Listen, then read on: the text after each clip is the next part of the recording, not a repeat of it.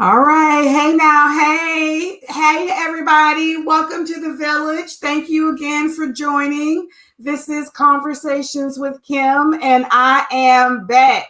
So, listen, we were supposed to be talking to CJ tonight, but unfortunately, CJ is still working. So, we are going to bring her back in the new season. But you know that next week is the final season, the final episode for this season. So, hey, how you doing, Miss Burr? It's the final episode for this season. Hey, Audrey. So, in preparation for that particular segment, I am going to be talking about financial essentials, and I'm taking questions tonight for next week. Please, Frances is coming. She brings the heat. She brings the information. So I need you all to put your questions in the chat box tonight so that we can go ahead and get that ready for her on next week. But tonight, I want to talk about financial essentials and what it takes to sit down in front of a financial advisor.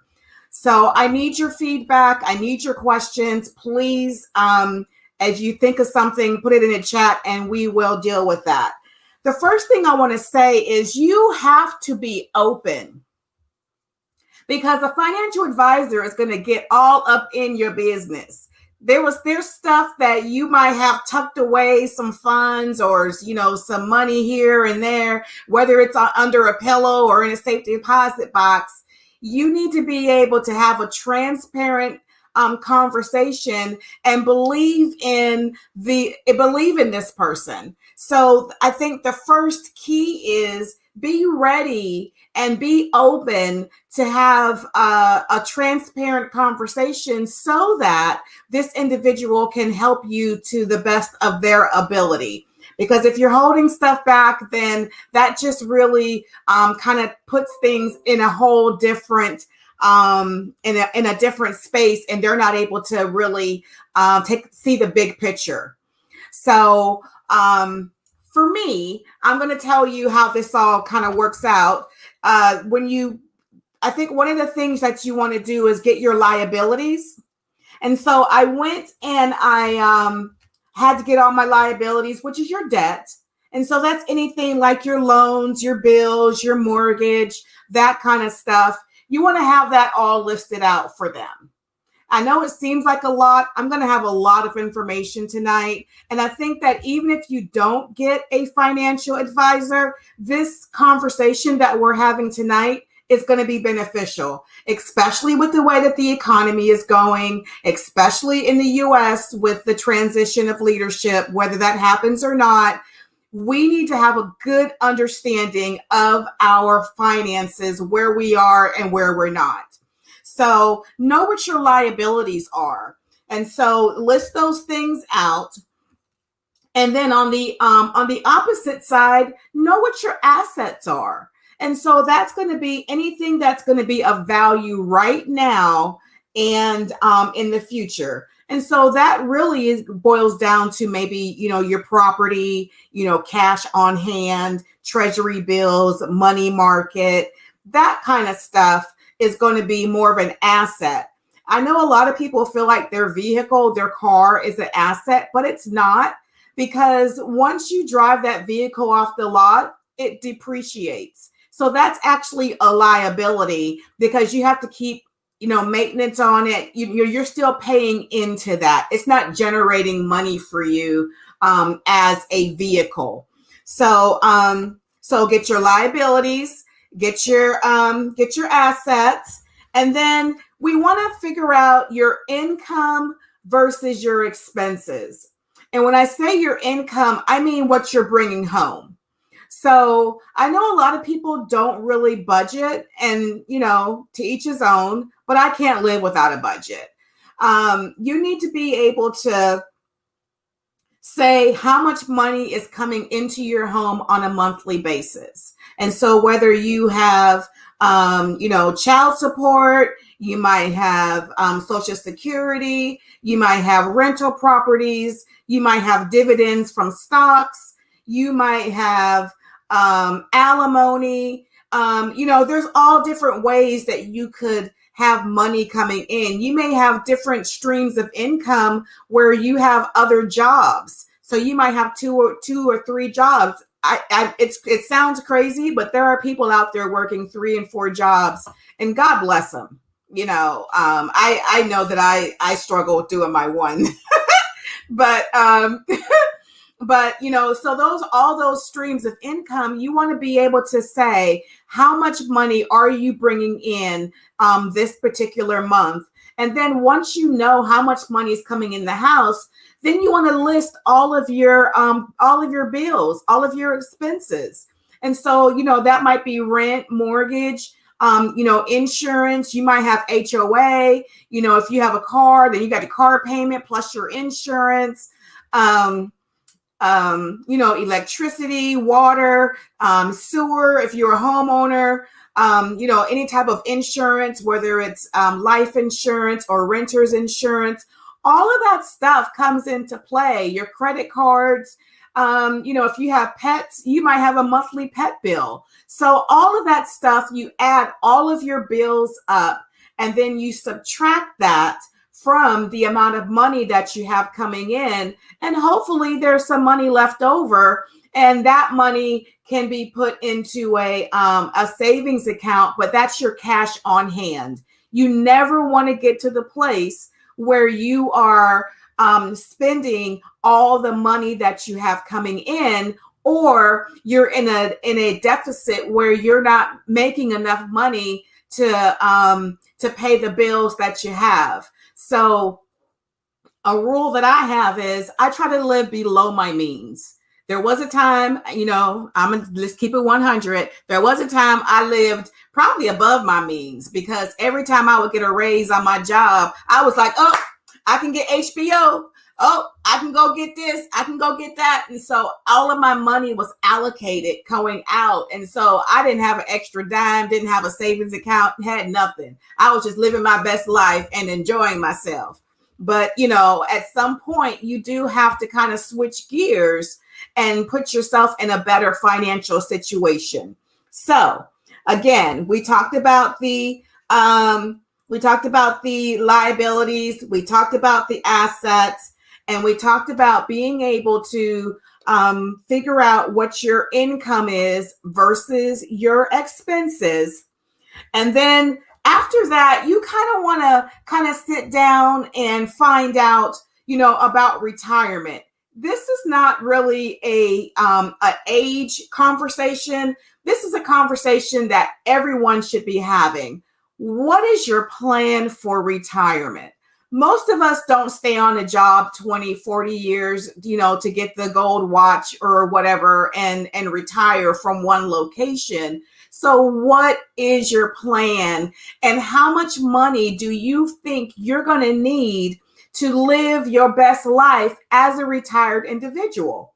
Because, God forbid, I don't want to work till I'm 65. I'm not, I'm not doing it. So, I have to have a plan in place so that I can stop working at the age that I have set. That's my goal. And so I'm working towards that goal and putting things in place now so that I will be able to retire and do other things. I don't have to punch a clock, but if I decide to work, I'll work on my own terms. So these are things that we have to figure out, how much money is it going to take for you to retire, number one, and then, how are you going to get that money? What plan do you have in place right now that will ensure that once you're retired, and let's just take Social Security out of the equation, because we don't know if Social Security is going to be around during that time. So let's just take Social Security out and let's think about what is it that you're going to need for retirement. And let's put that plan together now so that you're on the right track and you'll be able to meet your goals. The other thing that you want to think about is, what are your current investments, right? So most of us have some sort of a stock portfolio, whether it's on some of these small ones that you can just do on your phone, Robinhood and Webull and, Abra and, just there's a million. There's a million. So, what are your current investments? And not just what are they, know the dollar amount, right? Know the dollar amount, but also know what you're invested in. Some of these plans that you all have, maybe someone invested for you and it's in some sort of a group account. It's some sort of there's 4 or 5 things in this account and that's, you've invested some money in that. What are those 4 or 5 things? So with the economy fluctuating the way that it is right now, these are some questions that you should be aware of and not just allowing someone to kind of, run amok with your finances right now. You need to be involved. You need to take a little bit more ownership as to what is coming, what they're investing your money in, and understand what that is and how the market, the unstable market right now, is affecting your portfolio. So again, know what your current investments are. So you might have stocks, you might have cryptos, you might have 401. And even with your 401, know where that money is. And you might need to switch some things up with that. You might be invested in precious metals, real estate, treasury notes, bonds, whatever it is. Have a good understanding of what's happening with your money. Now is not the time to put that in, someone else's hands and allow them to just kind of, pull the trigger whenever they get ready. You should be involved in that for sure. Another thing is know how much money, how much cash on hand you have. That's going to be a big, I would say it's going to be very, a big conversation to have, especially if you're going to be meeting with the financial advisor, because that helps them to understand, what you're working with and how, well, I don't want to say how good you are with your money, but basically how good you are with your money, because you should have some cash on hand, whether that's in a checking, savings, firebox in the safe in the house, whatever. You should have some cash on hand. And I don't mean just $500. You should have a substantial amount. And especially with the economy and how we're doing with things that are going on, people are losing their jobs, unfortunately. And, I think that if we plan to have at least 3 to 6 months of cash on hand to be able to sustain ourselves until we can figure out another plan if we lost our jobs, that's ideal. Of course, everyone doesn't have that. And I totally understand that. And you can work towards that. I'm not saying that if you don't have that, that's wrong. Trust me, I've been there and I had to work towards the goals that I have right now. But these are some things that I really seriously want you to start to think about and take into consideration, because we are at a place where our financial systems may not be as stable as they have been in times past, and we want to continue to get wealth. We want to continue to increase financially. So again, let me just go back to what I said at the top of the episode. We're taking questions tonight for our finale next week with Frances Smith Dean. So please, if you have a financial question, whatever it is, please go ahead and put those questions into the chat box. And so I'll be sure that she gets that and we'll address it in next week's segment. We don't have to say who you were, who made of course, we're going to see tonight. But anyway, if you have a question, we do want you to be able to get those answers next week. The other thing is you need to keep up with your bank accounts. Can I tell you that, I order on Amazon a lot. I'd rather order online than go to the store any day. And Amazon is my friend. So, when I order, let's just say 5 things, they may not all ship together. So that means that now if they shipped individually, I have 5 different charges. And so then, I see these hitting my account and I'm like, okay. But there was a time earlier this year that I felt like I was seeing Amazon charges more than what I should. But I said, well, okay, Kim, you need to sit down and, do an audit on what you've ordered versus what you see hitting your account. You need to do it. And I kept saying it to myself. I didn't do it. And so then, hey, Guadalupe. And so as a result, what happened was I didn't have any outstanding Amazon orders, but I ended up getting my account hit.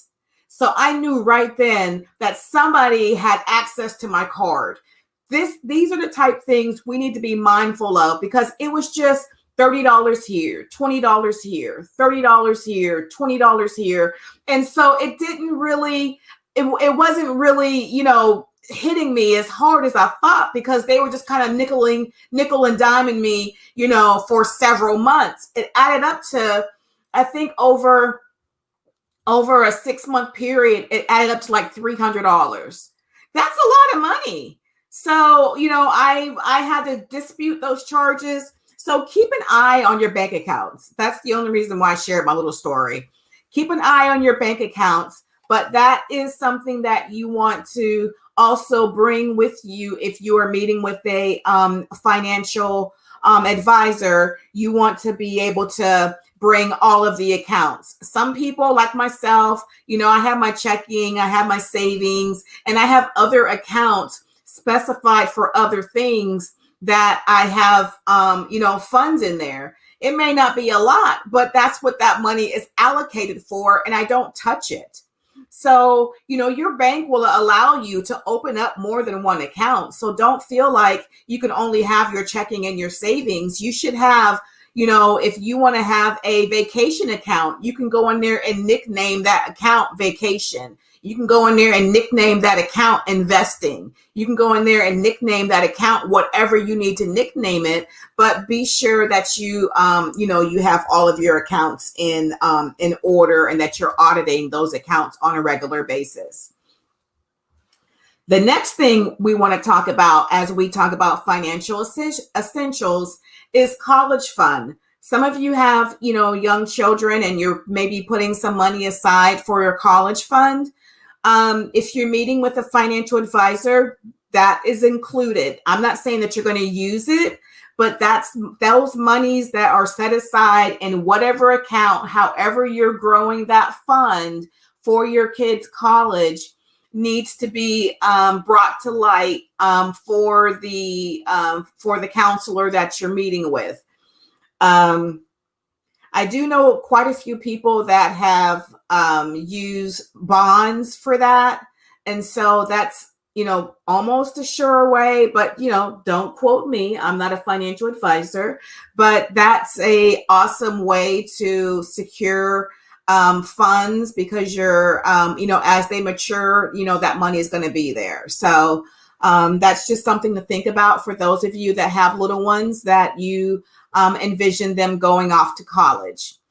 And so then another thing that you may not be thinking about is life insurance.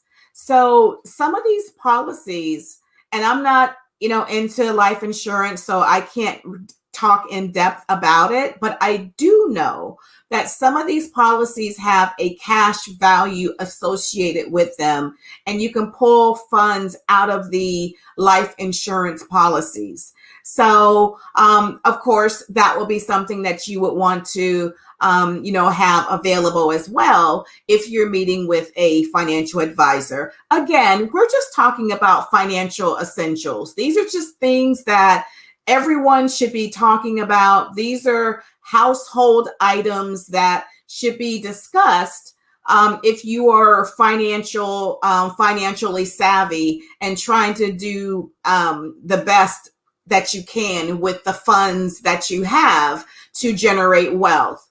Hi, Patrice. And so you said, wouldn't that be whole? I'm assuming you're saying whole life. Again, Patrice, I'm not the insurance person. I believe so, but what I'm saying is that if you're meeting with a financial advisor or even your insurance person, they can speak to that a whole lot more as so that they can give you more information on that. Yes, whole life versus term life, correct. So those are the type insurance policies that are available, and some of them you can pull monies out of them. And then, lastly, you should have goals in mind if you're going to speak with, you're welcome, if you're going to speak with a financial advisor. And when I say goals, I mean, are you meeting with this person for, a long-term, down the road return on your funds? Is that why you're meeting with them? Are you looking for residual income, like, a stock or something that might pay dividends that you'll get a check every quarter or something, or every month? Or, are you looking for a quick turnaround, which, there may not be that, let's just keep it 100, but there's different strategies out there that will generate wealth. So, you always want to have your goals. Hey, Miss Johnson, in mind when you're meeting with a financial advisor. So in my last few minutes, let me just go over everything I said for those of you that joined late. You want to be open with that person because they're going to get all up in your business, all up in your Kool-Aid, and you don't want to, come across as being closed off or get offended because they're there to help you. So be open. You want to be able to know what your liabilities are, which is your debt, all of that, your loans, your bills, your mortgage, know what that is. You want to know what your assets are, anything that's going to be of value now or value in the future. That's going to be your property, your cash on hand, treasury bills, money market, that kind of stuff. You're going to want to know what your income is from all streams of income, whatever it is, child support, alimony, dividends, whatever income you have, know what that is for the month, and then subtract your expenses from that. And then you're going to want to know what those three numbers are to have that conversation. Regarding your retirement, how much do you need to retire every month? How much money do you need? And know how you're going to have a plan, a strategy in place right now, so that once you get ready to retire, your money is in place and you're able to live your best life as a retired individual. So these are things that you need to be thinking about right now. How are you going to survive? And let's just cut out Social Security again, because we just don't know how long that's going to be available. We need to have streams of income or some real things in place that are going to help support your life and your lifestyle. And then know what your current investments are. If you're investing right now, know what that is. Not just the dollar amount that's there, but know what you're invested in. So if you have a 401k, or if you have a financial person that's investing for you and they have some kind of crowd fund, know what's in that crowd. Don't just take their word for it, but know what it is and know what it does, especially in the economy, because it's going up and down. You want to be able to say, okay, I want to move that into something else. Let's have a conversation, but get involved with your money. Figure out what your cash on hand is. All that money that's in the little box on, in the closet, in the firebox, plus the money in the bank. Know what your cash on hand is. Know about all of your bank accounts. And I suggested that you have more than just your checking and savings, that you will get additional accounts with your bank, and then you will nickname those accounts. So that one nickname might be investing or something like that, but you want to make sure that you have that. Whatever college funds that you have, and then the life insurance. That was the final thing. So I know I gave you a lot. Next week is our final episode for the season. We're going to have back with us Frances Smith Dean, and she's going to be doing part 2 of assessing your financial future. If you have questions, you think about it, please come back and list those questions here, because it's about to go down next week and you don't want to miss it. It is going to be the episode of the season. So, thank you all for joining. Thank you for your support. There is a video out there on the in the Conversations with Kim site. And if you will like, share, and tag, we have prizes to give away next week. So one of those prizes is a free session. And I'm not going to tell you how many minutes, but it's a free session with Frances. So that's exciting. I kind of want that one. But like, share, and tag, and we'll announce the winners next week. So thanks again. And just remember, silence creates distance, but Conversations with Kim builds the village. Bye-bye.